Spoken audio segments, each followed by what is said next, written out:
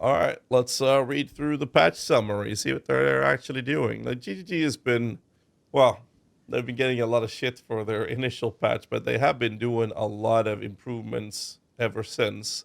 So this is their 0.2.0H patch summary. Private league, we plan to enable private leagues when 0.2.0H releases using Path of Exile 1's website for now.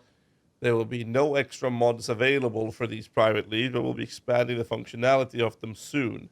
Want to get the ability to create private leagues released sooner rather than later for those that want to start over in a fresh economy by themselves or with their friends. Quick use currency buttons on strong boxes and essences. What? We added a quick use button that appeared below the labels of Strongbox and Essence for Strongbox. The currency displayed is dynamic based on the state of the Strongbox.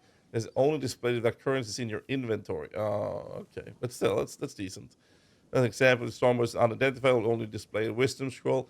I think that's a decent change. I just dislike that we have to bring currency with us in game. I would have liked it if we took from the stash. If it's normal rarity, it'll display over transmutation. If it has one magic modifier, it will display an orb og.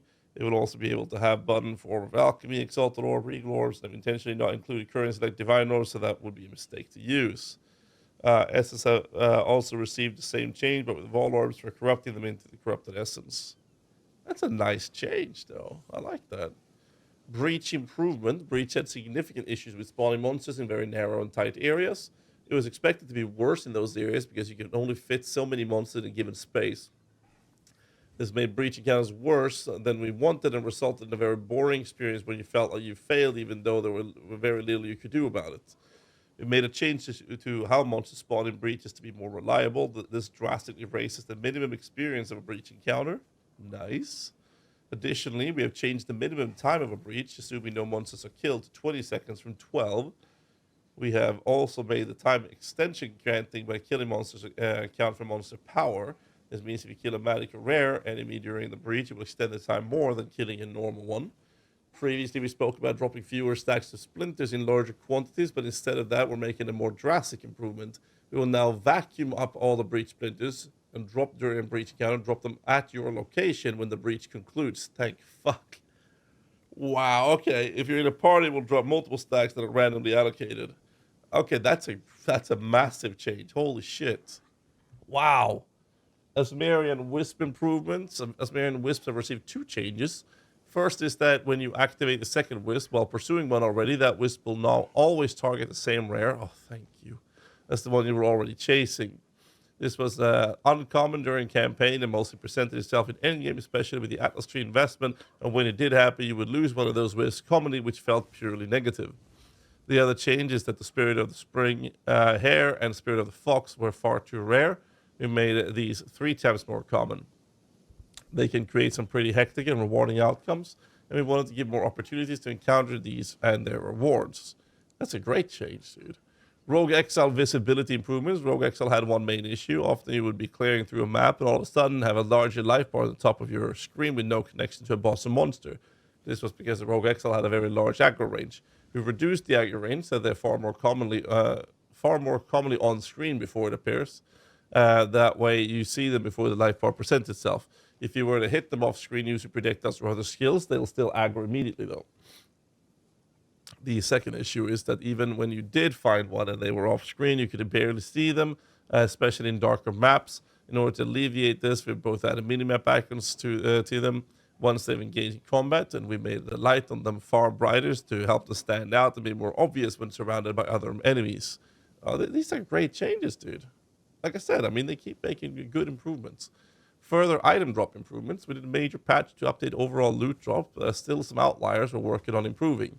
We're going to be making perfect jeweler orbs and level 20 uncut skill and spirit gems significantly more common. These will still be relatively rare, but it was often the case people would get very far into the endgame and carry the progression before even finding one. Item labels addition to important items. For those not using custom item filters and were in endgame, you might have observed some more important items not being obvious enough. We made outlines to the labels or precursors, expedition logbooks, expedition chest, to help them stand out when you have many other items on the ground around them. Shrine improvements. Firstly, we would disable the Greed Shrine and the Corrupting Shrine. These were just bad, and after you right-clicked off the buff before converting your good items into gold or corrupting equipment is rarely beneficial. On top of that, we made some of the rarer shrines, such as Diamond Shrine and Divine Shrine, appear more often. I've extended the duration of almost all shrines. Some of the shrines will now last 90 seconds from 45. Jesus. And 60 seconds from 45. What the fuck? That's massive. We're adding a ritual stash tab, which will be able to store your omens and audience of the king fragments. Thank fuck. We're also adding the socketable stash tab, which will all hold your runes, talismans, and soul cores. Thank you. This tab comes with a button that allows you to upgrade your runes from one tier to the next. Thank you. They'll be for sale on the microtransaction store shortly after the patch is deployed. Nice. Here's a quick fire list of other changes we're also making for this patch. We've updated the visibility of the corridor skill for the Arbiter of Ash to be far more clear very quickly. We've added a bindable action for being able to quickly allocate strength, dexterity, intelligence in your passive tree. You can bind these keys and then hold down those keys when selecting attributes to quickly allocate them to your desired attribute.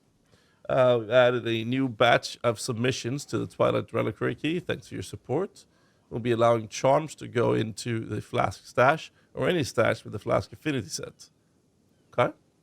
We're adding a quick travel button for town on the right-hand side of the waypoint screen. Nice. We're adding the shortcut to control right-click to bulk move currency items of the same type between inventories.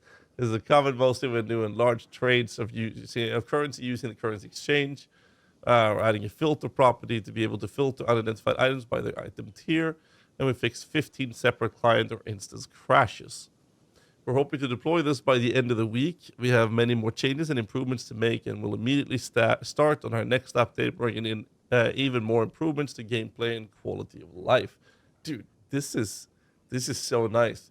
So I want to make it's a shame that they don't have mods on the private league, because I would love to make some really cool stuff with the private league stuff. That would be really, really fun. But yeah, I mean these changes are fucking fantastic. But this is what I keep saying. Like they started off on I was about to say the wrong foot, but I mean they started off pretty badly. And people were kind of upset, but they have been making consistent, very, very good improvements as the game is developing throughout this entire season, if you will, or league. It's going to be fun. I'm actually quite excited for this. Very enjoyable. Let me know what you guys think in the comments below. Hit the like button, subscribe for more content, and I'll catch you guys in the next one. Till then, stay safe and keep rocking.